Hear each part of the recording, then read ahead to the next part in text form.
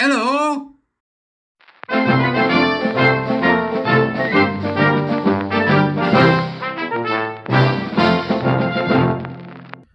Beep, beep, bye all. Welcome to Court of the Edijester. I've got an interesting one for you today. What I think is interesting.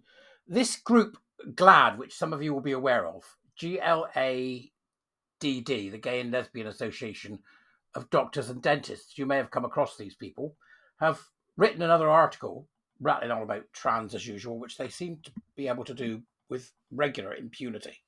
It's an absolute nonsense, most of it. Now, there's this guy who's the co-chair that I've taken a bit of a look at, called Raphael Cohn. And he's quite an extraordinary chap, if the truth be told. He's done some great work. He does theatre reviews, and also has been involved in teaching medical practice, like taking patients' histories, simple things like that, to 14 to 17-year-olds. He's been involved in various projects. He's quite musical, loves his musical theatre, and he seems to me to be an all-round decent chap, which begs the question, what on earth is he doing with GLADD?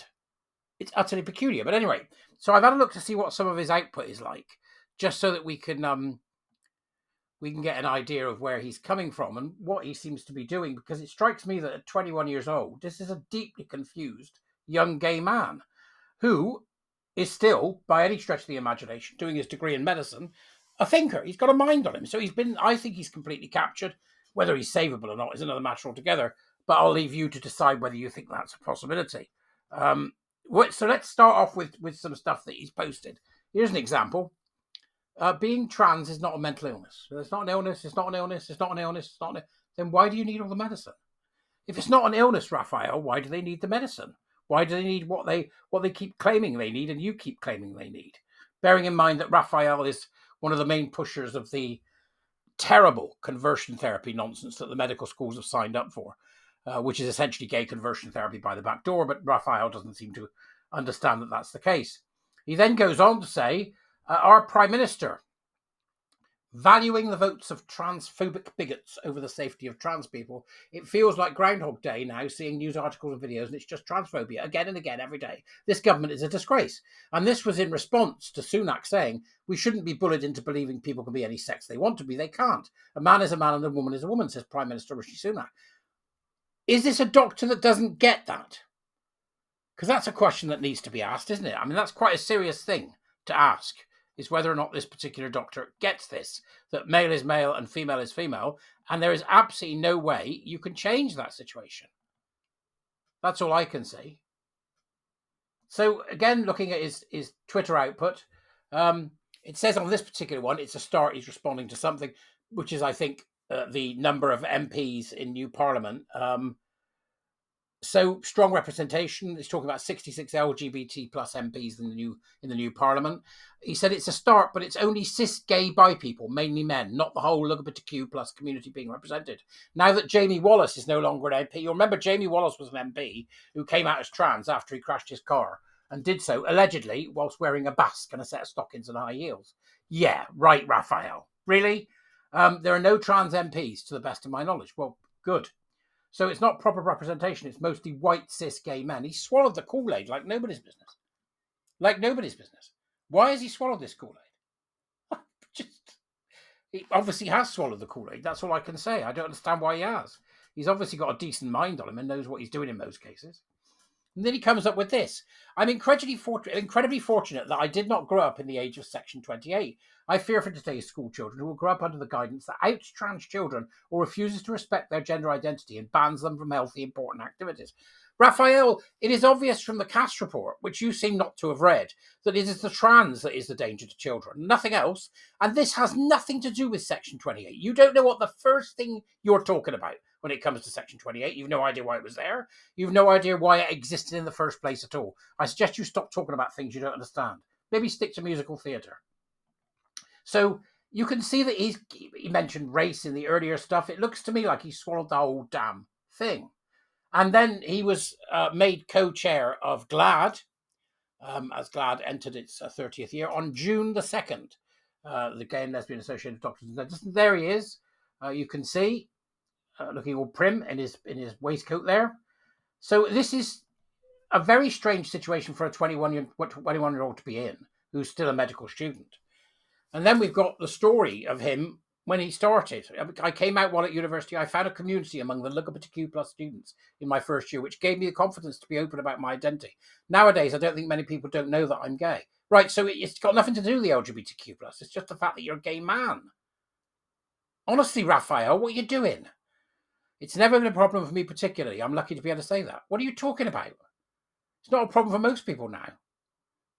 Many aren't so lucky. The history of the community has often been defined by discrimination, persecution, and abuse. Just look at the entire lost generation of LGBTQ+ individuals who died from HIV/AIDS in this country, for the love of God. And the way that the society treated the crisis. Actually, we were one of the better ones, believe it or not. I know you might not believe it, but we were. Just look at the entire lost generation. It wasn't LGBTQ+ individuals, it was gay men. Right, Raphael, you need to grow up and grow up quick. The way that society treated the crisis. Once we realised what was going on, they put plenty of money into making sure people understood what was happening.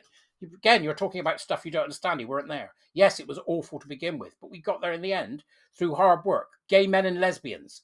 Gay men who died and lesbians who sat by our bed. It's got nothing to do with the alphabet soup, you ignorant child. Not only is that part of history significant to me as a medical student, but of course the terrible history of so-called conversion therapy is a stain on the medical profession. Conversion therapy stopped in this country long before you were born.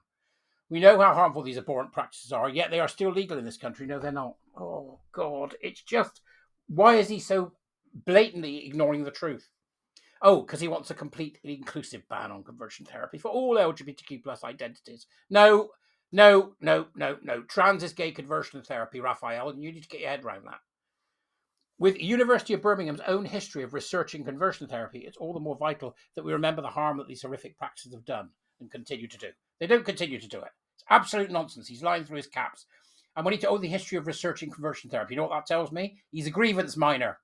So he's not only has he bought the race Kool-Aid, he's bought the queer Kool-Aid, he's bought the whole damn thing. This guy is an activist pretending to be a doctor, which I think is a damn shame, because it looks to me like he has the capability of being a fine doctor if he can get himself out of this awful black hole he's found himself in. It's the most peculiar thing. It really is. But it does seem to me that he would be awfully capable, and probably is awfully capable, quite frankly. So I don't know what you make of it, but from my perspective, this is just insane. It's just insane. Absolutely beyond the pale mad. That he's got the capability to be a great doctor, and what does he do? Spends his time with nonsense. You know? Absolute nonsense. And you have to ask yourself why. Raphael, what are you playing at? What do you think this is going to achieve? Really, honestly, truthfully, what do you think it's going to achieve? Because right now you're perverting the medical process, which you purport to care so much about. You need to look at yourself, young man, because you are harming people on the church, at the altar of the Church of Gender Identity Ideology. And I think you need to do some serious thinking about exactly where your priorities lie. Because from what I can see, you'd make a fine doctor if you can just get the activist bug you have up your ass gone. And then you'd be okay. But until then, you're going to continue to make mistakes which are like this, and you're going to continue to push nonsense into medical schools, and you're going to continue to get pushed back. And believe me, you're 21 years old. You don't stand a chance, kid. And nor do your crony accompanying fellows who wrote that ridiculous article, which for everybody else is in the Dubras. Come be a warrior teacher. Come and join us. September start. Oh, one more interesting thing. He's just done a degree in art, humanities, and medicine. There's now a degree, which is where we look at it from a non-medical point of view. So he's becoming an activist within the medical sphere. Birmingham University are supplying this kind of absolute codswallop, the link to which you'll find in the Dubras as usual. So I'll see you later. I hope this was interesting. Raphael, sort yourself out, you daft sod. All right? It's worth doing. I'll see you all later. Bye-bye.